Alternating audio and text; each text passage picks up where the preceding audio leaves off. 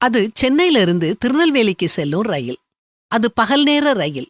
ஒரு சின்ன பையன் தன்னுடைய அப்பாவோட பிரயாணப்பட்டுக்கிட்டு இருந்தான். அவன் ஜன்னல் பக்கத்துல உட்கார்ந்திருந்தான். அந்த ஜன்னல் கதவு இறுகி போயிருந்துச்சு. அதை திறக்க முடியல. அந்த பையன் ஜன்னலை திறக்க தொடர்ந்து முயற்சி செஞ்சுக்கிட்டே இருந்தான். ஜன்னல் கதவு மெதுவா மேல போச்சுது. ஆனா உடனே கீழே விழுந்துட்டுது. காலி பாட்டில வச்சு பார்த்தான், அட்டைய சொருகி பார்த்தான், செய்தித்தாள்களை இடையில வச்சு பார்த்தான். எதுவுமே சரி வரல. மணிக்கணக்கா அந்த ஜன்னலோட அவன் போராடுனான். கடைசியில அந்த ஜன்னல் கதவை திறந்து அது கீழே விழாம நிக்க வச்சுட்டான்.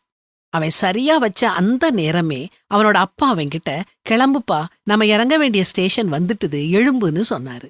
அவன், அப்பா, நான் இப்பதான் ஜன்னலை திறந்திருக்கிறேன், நான் வெளியே பார்க்கணும்னு ஏக்கத்தோட சொன்னான். அதுக்கு அவனோட அப்பா, இல்லப்பா இல்ல, நேரம் ஆயிட்டுது, நாம இறங்கணும்னு சொல்லிக்கிட்டே அவன் கைய பிடிச்சு இழுத்துக்கிட்டே ரயில விட்டு இறங்குனாரு. இந்த நிகழ்ச்சி நம்ம வாழ்க்கைய படம் பிடிச்சு காட்டுது. நாமும் இந்த பையனை மாதிரி நம்ம வாழ்க்கைய தொலைச்சுக்கிட்டு இருக்கிறோம். நம்ம வாழ்க்கைய வாழாம அடுத்தவங்கள சரிபடுத்துறதுலேயே நம்ம முழு வாழ்க்கையையும் செலவழிக்கிறோம்.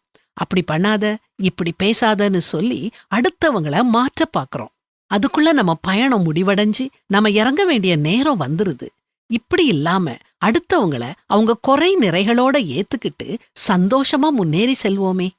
அன்றியும் பலமுள்ளவர்களாகிய நாம் நமக்கே பிரியமாய் நடவாமல் பலவீனருடைய பலவீனங்களை தாங்க வேண்டும்னு பரிசுத்த வேதாகமமும் நமக்கு கற்றுக் கொடுக்குது.